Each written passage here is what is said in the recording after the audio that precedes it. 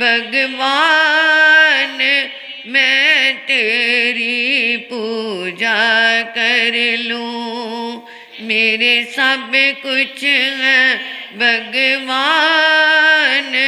मैं तेरी शरदा के फूल चढ़ाऊं, बावों का भोग लगाऊं, शरदा के फूल चढ़ाऊं, बावों का भोग लगाऊं, और भक्ति के पकवान मैं तेरी पूजा कर लूं, और भक्ति के भगवान मैं तेरी पूजा कर लूं, मेरे सब कुछ है भगवान मैं तेरी पूजा कर लूं। श्री आत्म फूल रतन गुरुवे नमः। श्री आत्म फूल रतन गुरुवे नमः। श्री आत्म फूल रतन गुरुवे नमः। परम श्रद्धा परम आराध्या परम पूजनीय तपाचार्या परमात्म स्वरूपा गुरनी मैया के पावन पुनीत चरणार विंदों में हृदय की अनंत अनंत आस्था के साथ अनंत अनंत वंदन समर्पित हूँ। धर्म प्रांगण में आई भव्य आत्माओं का हार्दिक हार्दिक भव्य अभिनंदन। प्रभु महावीर का एक संदेश किसी शायर ने अपने शब्दों में लिखा, सहारा जो गैरों का तकते रहे वो तस्वीरें बनके लटकते रहे। तस्वीर दीवार के या कील के सहारे लटकी रहती है तो वो तस्वीर कहलाती है।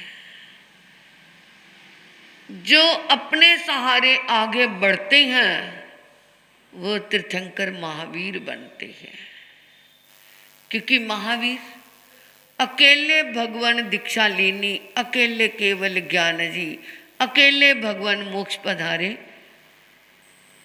उपजा केवल ज्ञान जी।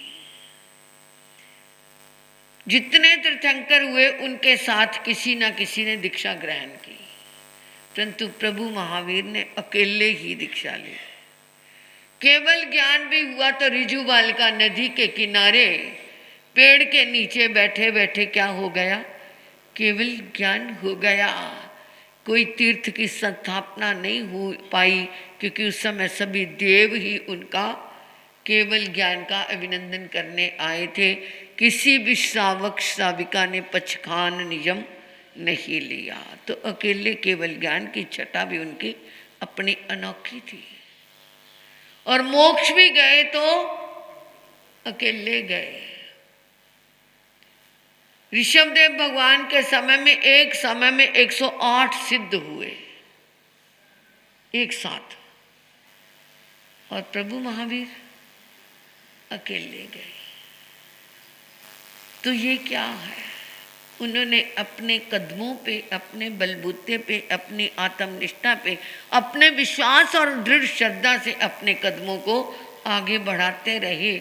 और कितने ऊंचे, क्योंकि हमारे 23 तीर्थंकरों के कर्म एक तरफ और अकेले महावीर के कर्म एक तरफ थे। और उन्होंने कितनी सहन की और अपनी ज्योति को क्या रखा, उदीयमान रखा, ऊर्ध्वगामी रखा। अपनी ये आत्म ज्योति को डगमगाने नहीं दिया।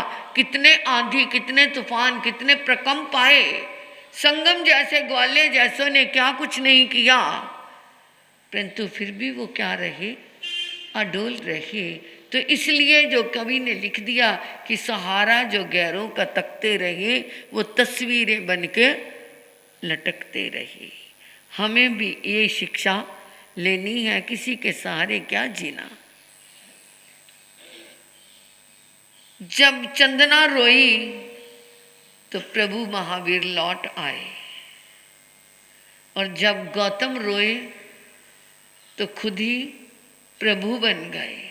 गौतम रोए तो क्या बन गए? खुद ही प्रभु बन गए।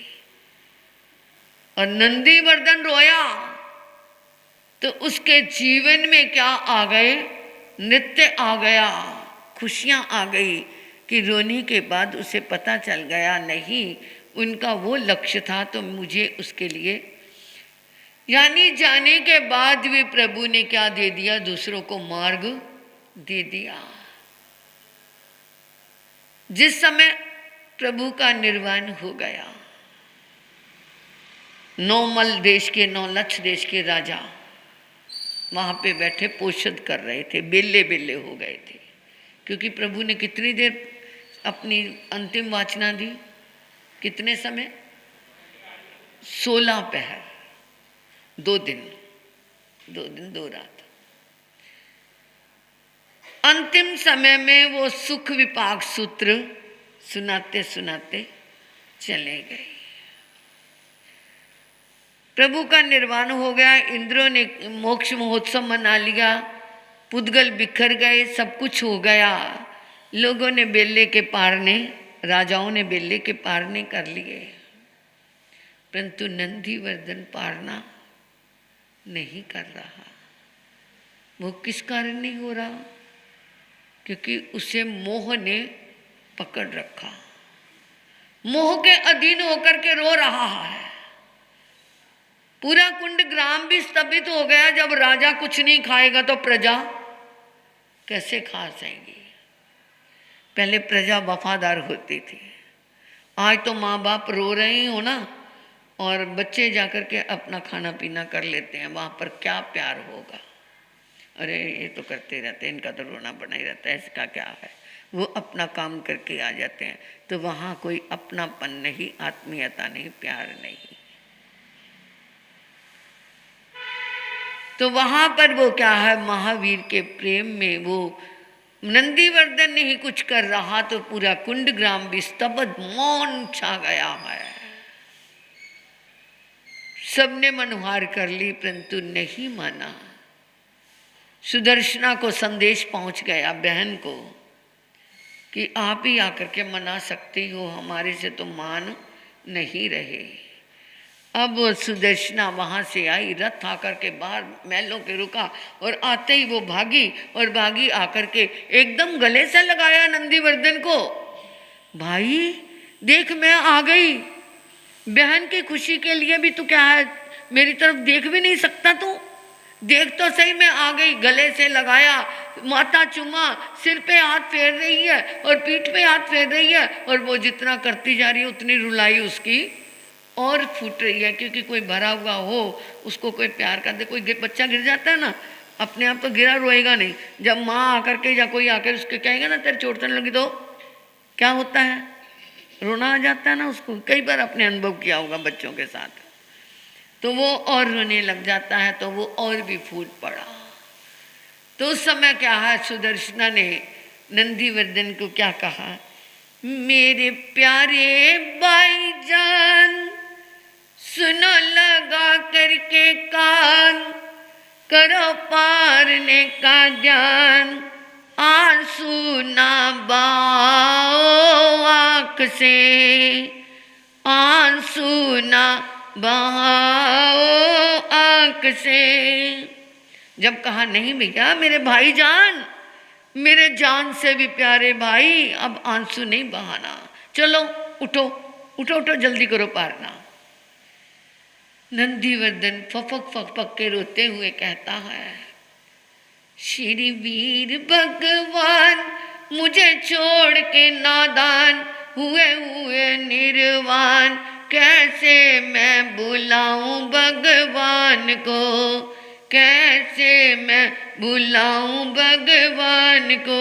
अरे वो मुझे छोड़ के चले गए, मेरा वीर, मेरा वृद्धमान मुझे छोड़ के चला गया। जब पिता माता चले गए थे, ये जाने लगा था दीक्षा लेने, तब मैंने कहा था अभी नहीं जाना, तब भी इसने मेरा कहना मान लिया था। 1 साल के लिए ये रुक गया था, अब तो इसने मुझे बुलाया भी नहीं। वो तो मुझे पता चल गया है कि वो निर्वाण को चले गए, मैं कैसे क्या करूं, प्रभु को बुलाऊं।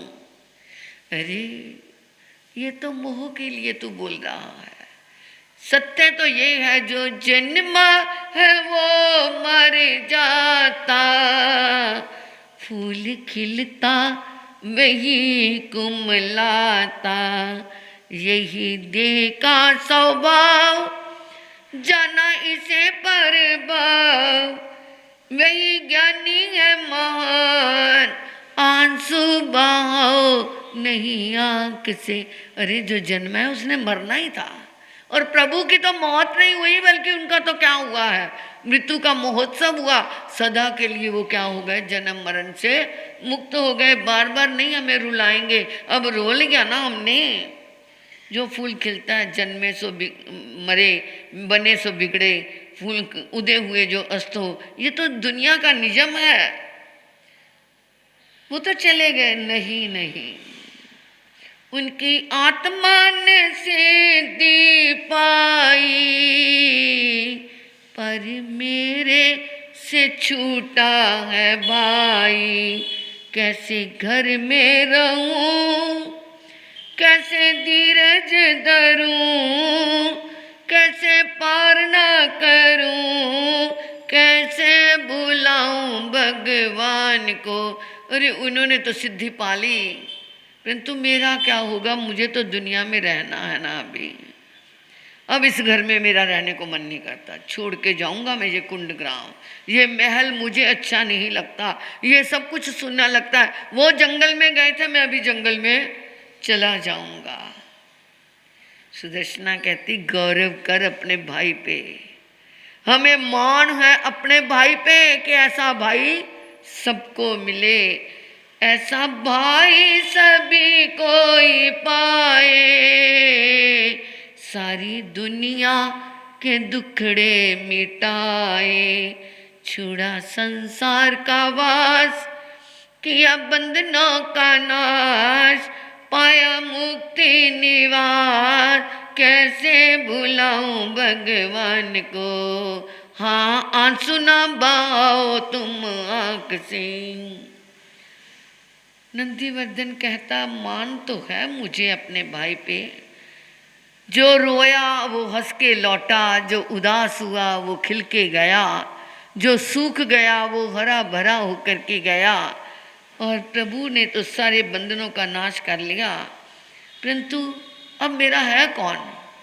माँ बाप भी स्वर्ग सिधारे, फिर प्रभु भी वन में पधारे, किया जंगलों में ध्यान, फिर नगर उद्यान, पाए कष्ट महान, कैसे बुलाऊं भगवान को।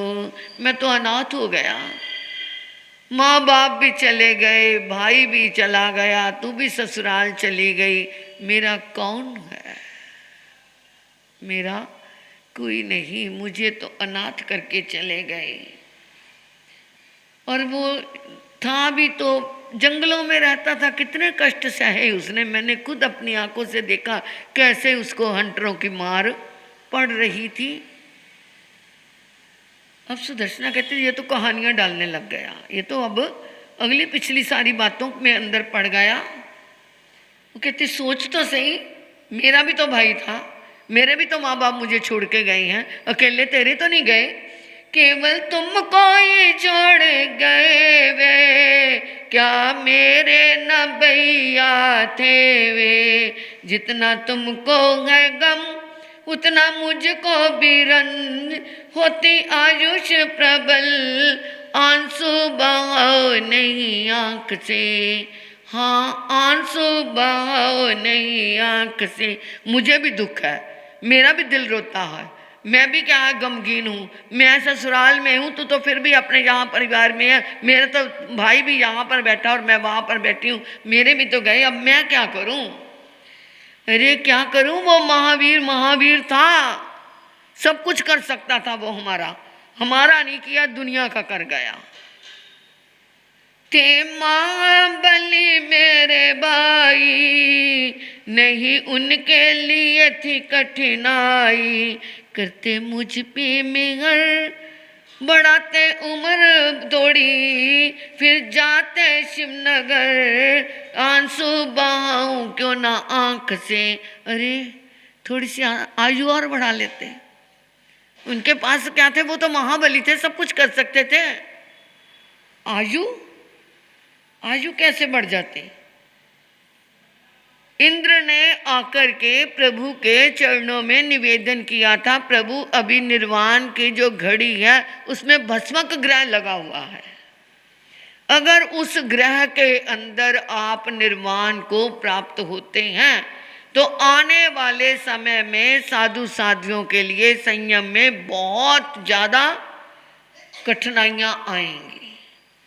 तो आप 2 घड़ी के लिए आयु बढ़ा लो, वो भस्म ग्रह का समय निकल जाएगा, आने वाले समय में साधु साध्वियों के लिए संयम पालने में कठिनाइयाँ नहीं रहेंगी। तो उन्होंने कहा था, ये इंद्र ना ऐसा हुआ है ना ऐसा होगा, ना मैं आयु एक पल बढ़ा सकता हूँ ना घटा सकता हूँ। भूल गए तुम। सुदर्शना कहती ये उनके पास ये ताकत नहीं थी, सब कुछ था, परंतु ये आयु बढ़ाने और घटाने की उनके पास ताकत नहीं थे।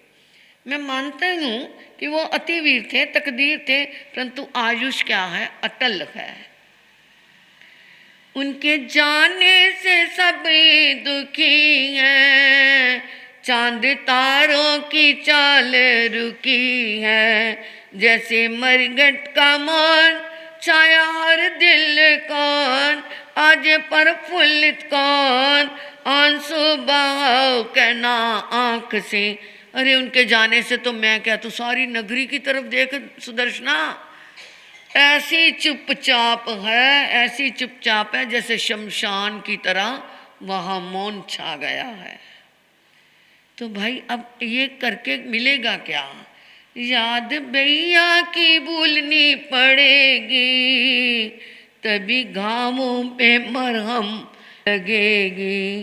तुम हो बड़े बुद्धिमान, अब बनो ना नादान, अंतिम बात मेरी मान, आंसू बहाओ नहीं आंख से, तेरे कहने को नहीं ठुकराऊं, पर भैया को कैसे बुलाऊं, किसके करूँगा दर्शन, सुनूं किसके वचन, यही मन का है गम, कैसे बुलाऊं भगवान को, किसके पास जाया करूँगा, किससे बात किया करूँगा। अरे अब ज़्यादा ना कर, बस छोड़ दो नंदीवर्धन, बस अब बंद करो, अब ज़्यादा न मुझको सताओ, नहीं रो रो के हमको रुलाओ, सुन आपके वचन अश्रुपूरित नयन, दुखी होता मेरा मन, कैसे बुलाऊं भगवान को। अरे अब ज़्यादा ना रो बस, नहीं तो तू रो रहा तो क्या हमारा अंदर रोना नहीं है, हम भी रो पड़ेंगे। मेरे को बिना भाई के भोजन मैं भी नहीं करूँगी, ले मैं भी बैठी हूँ, मैं भी कुछ नहीं खाऊंगी, तेरे घर में ही बैठी इसी तरह ही भूखी प्यासी रहूँगी। नंदी कहता मेरे मन नहीं करता भोजन करने को, तो मेरा तो मन करता मैं संथारा ही कर लूँ। कहती है अब तो ये और भी आगे बढ़ गया, अंदर से वो दहल गई कि इसको तो थोड़ा मुझे और समझाना पड़ेगा, अगर इसने क्या कर लिया संथारा कर लिया तो मैं तो गई, मेरे सामने मेरा भाई ऐसी बातें कर रहा है। तो उसने कहा आज बिल्कुल नहीं मानूंगी, कुछ खाओ तभी खाऊंगी, प्यारे नंदी वर्धन तुमको मेरी कसम, करो ऐसा न पन, आंसू बहाओ नहीं आंख से। ले भाई मैं भी कसम खाती हूँ, तू नहीं खाएगा तो मैं भी नहीं खाऊंगी। जब देखा ये भी हट पकड़ गई है, नारी का हट, राजा का हट, योगी का हट और बच्चे का हट, ये 4 हट बहुत मुश्किल होते हैं इनको तोड़ना। कहता ले फिर तेरा स्नेह नहीं टुकराऊं, नहीं माने तो ले कुछ खाऊं, मेरी प्यारी बहन तू न कर दुखी मन, मानो तेरा वचन कैसे बुलाऊं भगवान को। ओ मेरे प्यारे भैया ने कहना माना, मेरी खुशियों का नहीं है ठिकाना। लाई भोजन का थाल किया पार ना तत्काल, हुई मैं तो निहाल, आंसू ना बहाओ आंख से। तो कवि ने फिर क्या कहा, भैया दूज तभी से मनाए, भाई बहनों में प्यार बढ़ाए, करो आपस में प्यार, तोड़ो धन की दीवार, लेन देन का व्यवहार, नमन करो भगवान को, नमन करो भगवान को।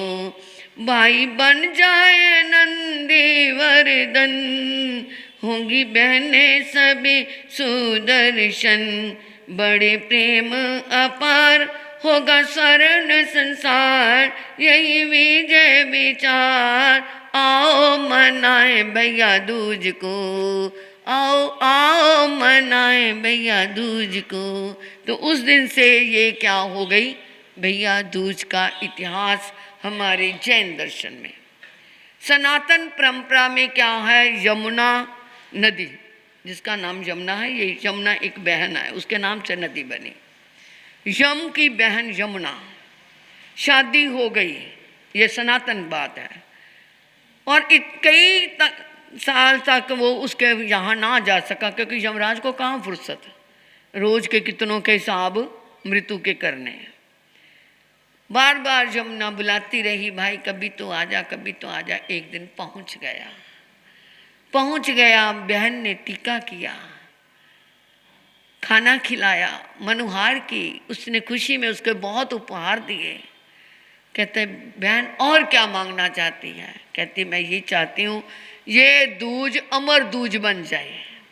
आज के दिन हर भाई अपनी बहन के घर जाए, खाना खाए और तिलक लगवाए। तभी मैंने कहा था भाई जाते हैं जब बहन जाती है, राखी पे बहन जाती हैं और भैया दूज पे भाई बहन के घर जाता है। ये एक ऐतिहासिक सनातन कथा है। और यहाँ भी देख लो, ये बहन भाई ने ही क्या किया, उसी समय सुदर्शना ने और नंदीवर्धन का प्यार। ये उस दिन भी भैया दूज थी, इसलिए उसने कहा ये भाई दूज, यानी भाइयों के नाम से ये दूज ये अमर हो गई। इस दिन क्या है, लेन देन का व्यवहार नहीं। कोई क्या है, कोई अमीर भाई है तो उसके केसर का तिलक लगाना है, कोई गरीब है तो हल्दी का ही लगा दिया। ऐसा ना करें।